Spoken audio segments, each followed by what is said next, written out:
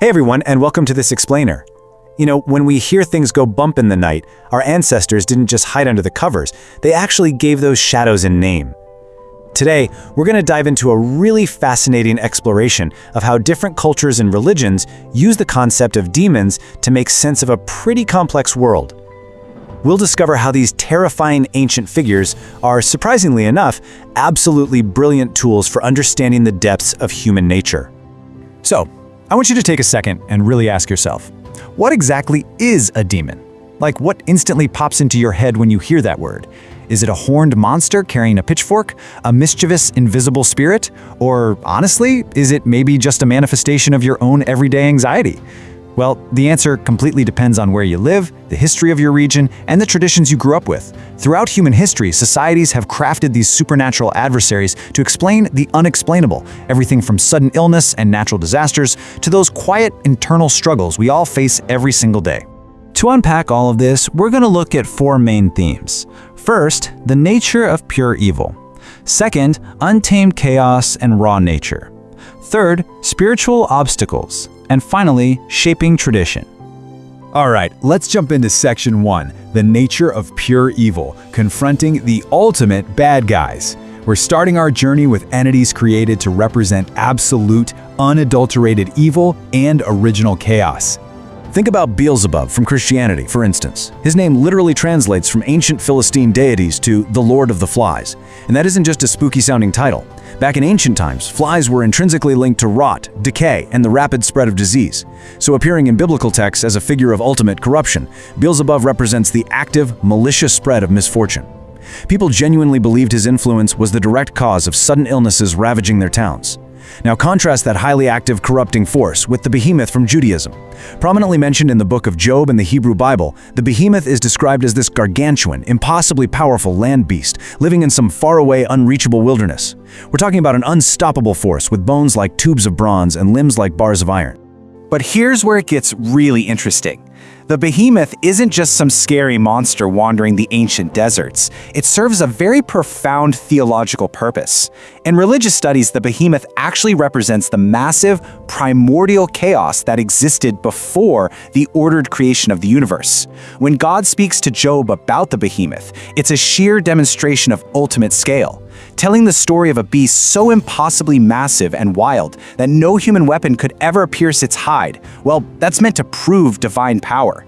It reassures believers that even the absolute most untamed chaos in the universe is still completely subordinate to a divine ordering presence. Moving right along to section 2, untamed chaos and raw nature, the monsters lurking in the physical world. As we shift away from cosmic evil, we have to face the terrifying forces of the actual environments around us. It is absolutely fascinating how different cultures personify the raw, unpredictable elements of their specific environments. Take the Greek Cyclops. These were one-eyed, brutish giants known for immense strength, and they were often said to live in volcanic mountains and forge Zeus's thunderbolts. They are literally the embodiment of volcanoes, earthquakes, and just raw, untamed forces of nature. Their stories usually highlight the human ingenuity you'd need to survive harsh, rocky landscapes. Now, compare that to the Islamic Marid. These are rebellious, incredibly powerful jinn, supernatural beings made of smokeless fire, living in the vast, remote open seas and endless deserts of the Middle East. While legends say they can grant wishes if you magically bind them, they are fiercely independent, highly solitary, and they represent the wild, dangerous power of an ocean storm or a sudden suffocating desert sandstorm. Okay, let's head over to West Africa for a second and look at Akan folklore to meet the Asan-Bosam. Now, this isn't your average brooding, castle-dwelling vampire. The Asan-Bosam lives deep, deep in the dense forest canopy. Imagine walking through the thick woods at twilight. This creature waits in the branches above, perfectly camouflaged, and it's uniquely equipped with terrifying iron teeth and, most chillingly, iron hooks for feet. It hangs upside down, using those iron hooks to snatch up unwary hunters or travelers who wander just a little too far off the beaten path. But the real brilliance of the Asan-Bosam is what I like to call the monster-to-meaning pivot.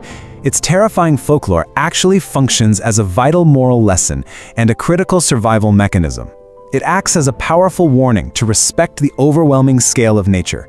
It basically turns a parent's simple plea, please don't wander into the dark woods at night, into a compelling, unforgettable story.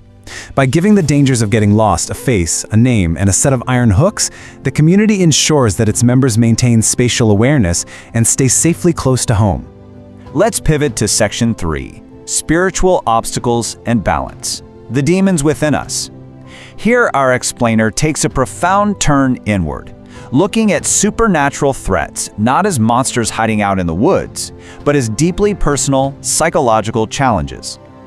In Buddhism, we encounter the complex figure of Mara, who represents temptation, death, and the illusions of the mortal world.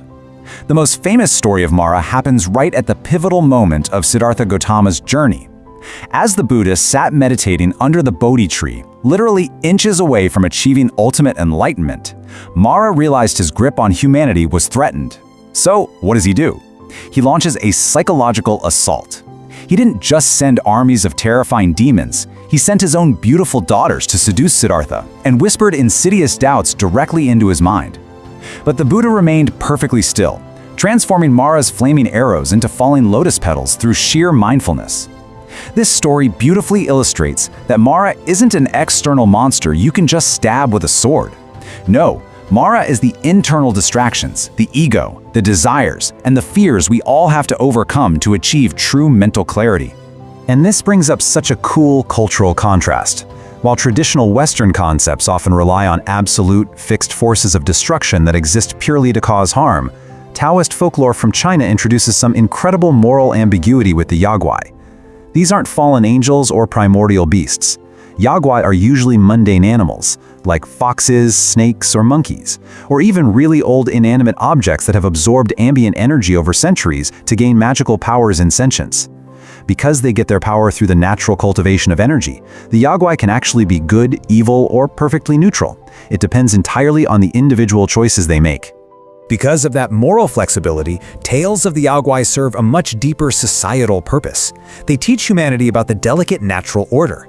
Yaguai often cause trouble not out of pure malice, but because humans have disrupted their natural habitats or disrespected ancient shrines. In epic tales like Journey to the West, heroes don't just mindlessly slaughter these spirits. They often have to use wisdom, diplomacy, or specific rituals to appease the Yaguai, trick them, or even recruit them to a righteous cause. It's all about actively restoring a delicate spiritual harmony rather than just achieving some violent victory.